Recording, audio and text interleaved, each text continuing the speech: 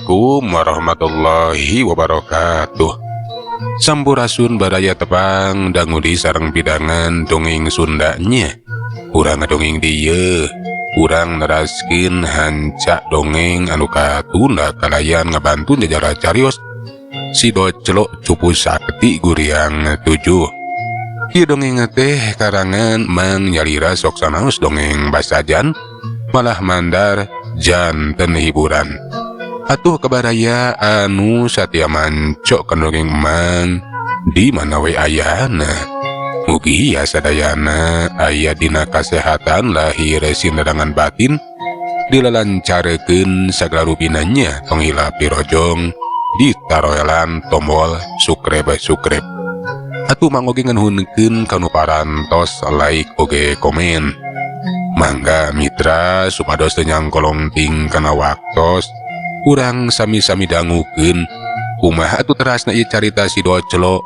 Sok kaparayun sadayana.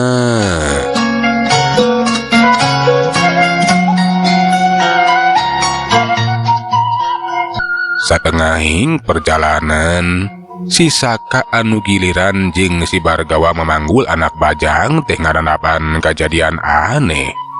Nah cenah anak bajang teh anu dipanggul teh beuki berat bae. Duana teh atuh nepikeun ka hanteu kuat lila. Sirih gentenan we. Kesang meninggeus ngoprot awakna geus bulayaran ku kesang. Memeh eta kejadian saanyana mah geus aya tanda-tanda anu mata kaget. Si Saka anu keur memanggul anak bajang teh ngambe aya anu seungit. Seungit mani malahung angin-anginan tapi ukur saliwat. Tidinya awak bajang teh karasa ampeg tapi duanana teh henteu loba catur. Terus we memanggul eta anak bajang malahan mah teu kacaturkeun di jalanan geus tepi ka guhalalai. Anak bajang laju diecagkeun dikolerekeun dina batu demprak. Si cakar iblis laju ngajakan ngariung ka barak sadipa sapara kanca. Tapi si Saka jeung si Bargawa mah henteu miluan lantaran cenah teu kuat kulung se. Aya ngeureureuh we atuh pating galoler di rohangan sejen nu aya di eta guha.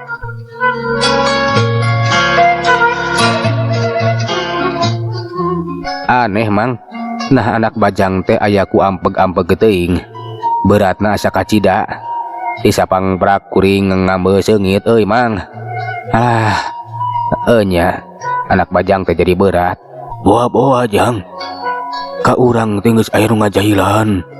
Aya bangsa lemut anu milu ngancik dina awak anak bajang. Nya ka teuing Mang, bisa jadi. Duh, kan aya ku nyapekeun we tah.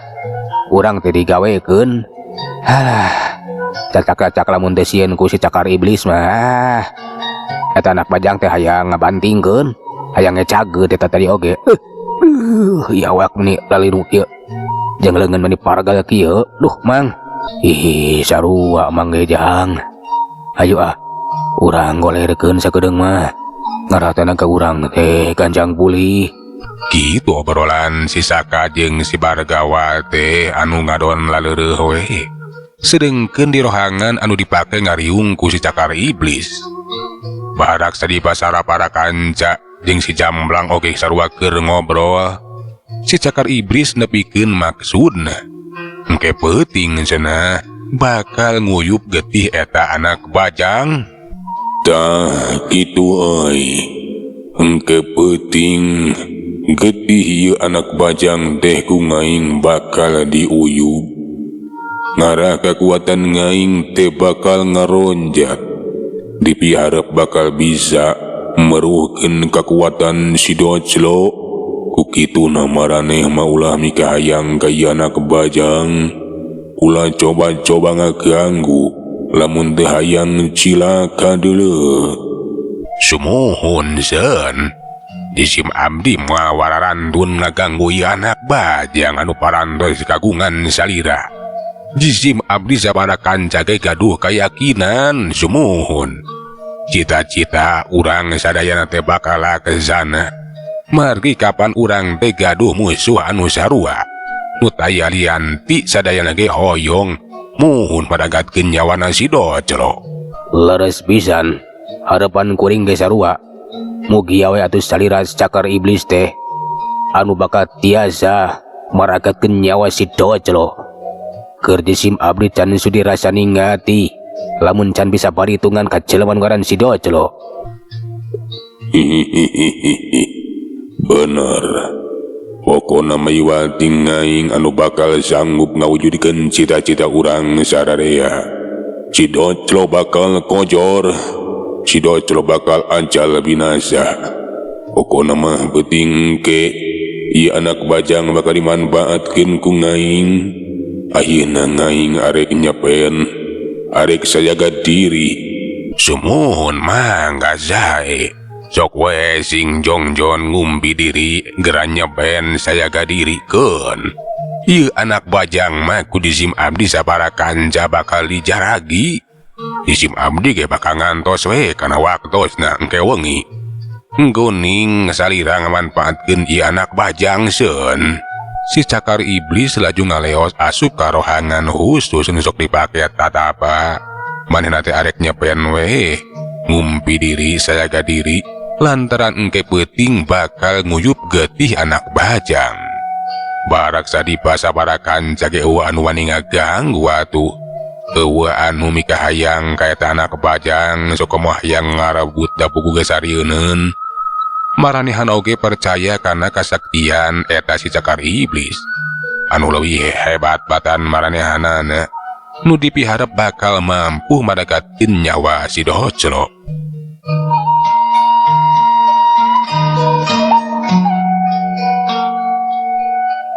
Teu karasa waktu anu ditunggu wanci nu dianti teh geus cunuk. Kiwari kayan teh geus pohek. Kadang di luareun gua sora jangkrik cihcir ciang-ciang satu-satu peuting teh geus reang di sarada. Atuh eta si cakar iblis ge geus bijil ti jero rohanganana. Malahan mah ngajakan bahrak sadipa sawarakan teh bijil kaluar ti guha bari mawa eta anak bajang. Ayeuna geus waketuna. Hayu. Poe mah urang kaluar. Ieu getih anak bajang teh ku ngaing bakal diuyup. Saksian ku maraneh kabeh. Sabada ngaing nguyup ieu getih anak bajang. Kakuatan jeung kayan aing teh bakal robah. Sumuhun mangga seun disim abdi ge ieu teh parantos teu sabar. Hoyong enggak nyaksian salira nyangking kakuatan anu langkung hebat. Atuh barak sadipa oge raju he manehna teh naluturkeun si cakar iblis. Kiwari maranehna teh geus aya di luareun guha. Anak bajang geus aya dina cangkreman si cakar iblis. Si cakar iblis panona ngempul hurung merhatikeun ka eta anak bajang. Getih sia ku aing bakal diuyup. Wayahna sia anak bajang. Sia kudu modar deuleuh. Kituna teh laju we atuh eta anak bajang teh disabat beheungna. Berat beunang disabat. Beheungna teh nepikeun ka gudawang. Getih mani mancer geus kitu mah laju we atuh diuyup. Diinum ku si jamplang si cakar iblis. Lamun seuk jalma biasa anu nyaksian mah moal teu ngabiriki digatuh soak ningalina oge. Teu kuat ningali kitu mah. Kalakuan si cakar iblis teh badi setan we. Badi si iblis anu teu boga rasa parasaan. Tindakanna teh kejem jeung teu leungeus. Sabada nguyup eta getih anak bajang kayaan si cakar iblis teh jadi robah. Awakna mimiti pijil bulu. Beuki lila buluna teh beuki ngandelan. Ceulina jadi beuki ngarebingan. Malahan mah berupana oge kiwari mah geus robah. Beungeutna jadi pikasieun irung sopak panon bolotot. Huntuna ge atuh manis sihungan. Gerem-gerem ngagerem mata kesoak.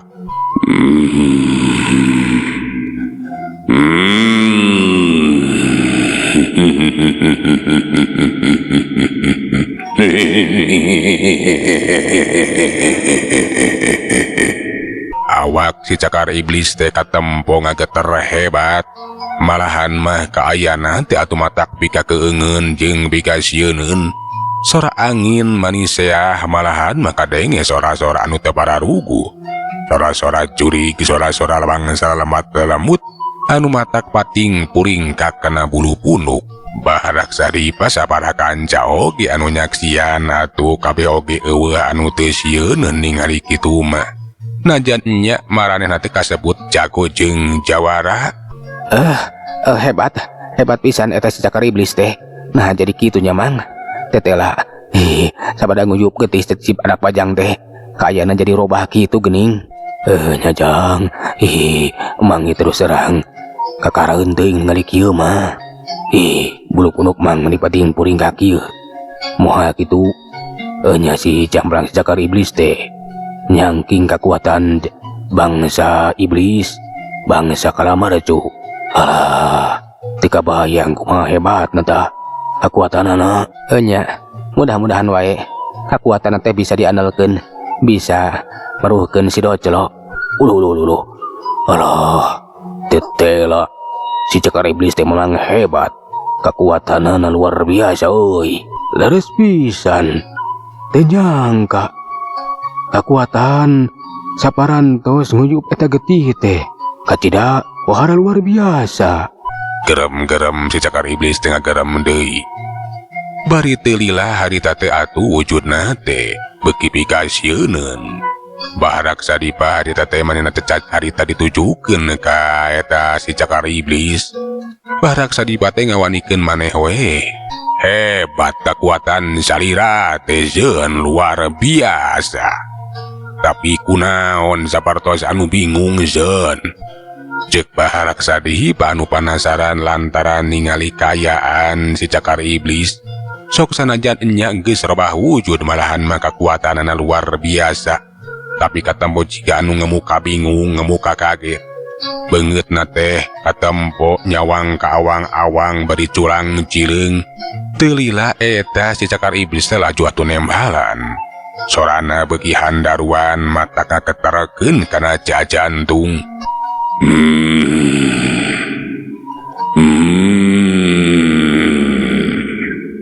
Aneh lantaran kekuatan aing teh geuning teh sampurna. Sok padahal jelas nu diuyup teh getih anak bajang lain getih sato atawa getih manusia biasa. Nah,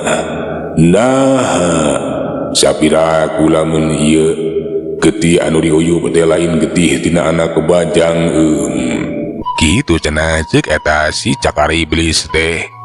Iye, kapanan jelas anu dibantun teh mun anak bajang anu asli. Malihan majisim abdi sareng sirungkawa oge gaduh kayakinan. Margi cirina teh luyu pisan sareng anak bajang. Muhun telepat. Tapi nah kekuatan ngaing teh teu luyu jeung nu dipihara. Teu luyu jeung nu dipikahayang euy. Aneh deuleum. Kitu nate kayaan awak si cakar iblis teh balik dewe kana kayaan mimiti. Ayeuna mah kayana teh geus hanteu pika sieunun teuing. Teu lila apok atuh terus sacarita deui. Pokona ngaing teh can sugema lantaran kekuatan ngaing teh ajan sampurna Napi najan kieu kekuatan ngaing bisa diandalkeun. Tong boroning si doclo najan dewa anu nyang hareup. Keur ngaing moal aya hartina deuleu. Hihihi sumun. Jisim abdi sapara kanca perjanten.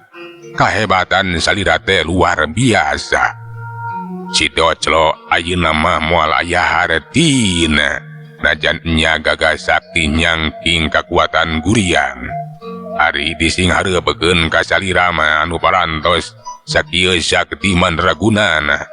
Tinang tos salira anu bakal unggul. anu bakal jaya. Hayo maraneh ayeuna mah geura jajal kakuatan ngaing. Geura ketrukeun sakabeh kakuatan syariah kabeh. Ngaing hayang nyaho nebikeun ka mana kahebatan ngaing. Sok geura maju Si cakar iblis teh hayang dihurupi tarajang ku Bahraksa Dipa Sabaraka hanja. Hayang ngajajan hanepikeun ka mana cenah kahebatan kakuatan teh sabada nginum getih anak bajang. Atuh Bahraksa Dipa oge manehna ge jadi penasaran laju ngajakan ka si Rungkawa Sabaraka hanja. Hayu cenah urang jajal urang becakan kekuatanan.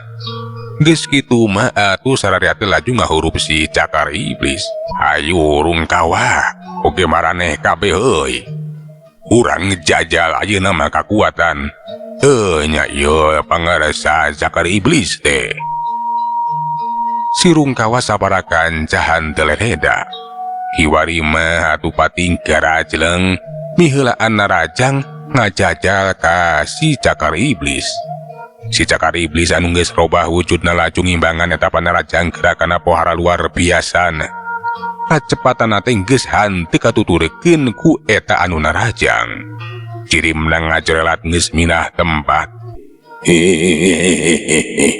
Ngaing mah aya di dieu sia. Nah sia teh kalah kapakepuk kitu deuleu. Alah, luar biasa bah. Kecepatan gerak nangis kata tuturkeun ku kuring. Pangaresa cakar iblis memang hebat. Memang hebat. Kuring mah boga keyakinan bakal bisa meruhkeun si Rojlo. Bener euy kawa, tapi urang masih keneh penasaran. Hayo, urang gunakeun ajen kasakreun urang sararea. Ulah asa-asa hayo. Ayeuna dawek arek ngagunakeun ajian Sukmadana. Ceuk Bahraksa Dipa ngajakan ka si Rungkawa Sabaraka hanja. Ayo we ayeuna mah urang jajal ngagunakeun ajian ampuna atuh Bahraksa Dipa ngagunakeun ajian Sukmadana. Si Rungkawa ngagunakeun ajian Braja Ludirana. Sedengkeun si Patrawa aja. Si Sanca Boda, si Saka jeung si Bargawa ge hanteu tinggalkeun. Pada ngagunakeun ajian ampuhna. Hayo gratibankeun eta ajian ampuh teh keur ngaing moal aya hartina deuleu. Si cakar iblis boga kayakinan najannya cenah eta Bahraksa Dipa Sabaraka teh arek ngagunakeun ajian ampuhna dihijikeun digabungkeun oge. Lamun ditibankeun ka dirina moal aya haratina da nyawe. Ajian Sukmadana, ajian Braja Ludira, ajian Braja Saketi, Ciduh Wisanaga jeung ilmu sejenna. Anu digunakeun ku Bahraksa Dipa Sabaraka teh hanteu metu. Lian ti awak si cakar iblis wadal marehna teh kalah kapating jarengkang. Aya kekuatan anu pohara luar biasana anu kaluar tina awak eta si cakar iblis. Jengkang kedabut. Alah iya ampun jen. Jisim abdi Sabaraka parantosan teh sanggem pikeun rasikeun ngajajal kasaktian salira. Jisim abdi Sabaraka ayeuna perjanten parantos muhun karaos teteh lah sabada ngaleueut eta getih anak bajang teh. Kekuatan salira langkung hebat luar biasa. Malihan majisim abdi yakin kekuatan salira moal aya anu nandingan. Salira jadi jalmi anu paling sakti sakolong langit zen. Enya ngaing bakal jadi jelema gagah sakti mandraguna tanpa tanding. Asok ayeuna mah geura kuburkeun eta layon anak bajang teh. Lamun geus rengseng nguburkeun layon, ayo tentukeun aing ka jero guha deuleu. baraksa dipasabarakan cate laju atuh nguburekeun eta layon anak bajang. Sabada rengsek nguburekeun layon anak bajang. Laju atuh Rasupti we ka jero guha lalai. Teteh lakayaan di jero teh kiwari geus eueuh lalai anu pating garantung kabeh ge geus ngencar kawanan geus peuting. Sabada aya di jero guha, si Cakar Iblis teh laju we atuh ngajakan badami ka anak buahna nyusun rarancang pikeun maehan si Docelo. Heuleuh mitra waktosna geuning parantos teu nyakapannya. Sakeula urang tuna jajar carita si Docelo cupu sakti kuring tuju dugi ka dieu. Kurang teraskin dina seri anu salajengna manganuhunkeun tina sadaya perhatosanananya. Hapuntenna tina sadaya kakirangan Mang Ulur. Assalamualaikum warahmatullahi wabarakatuh. Cak.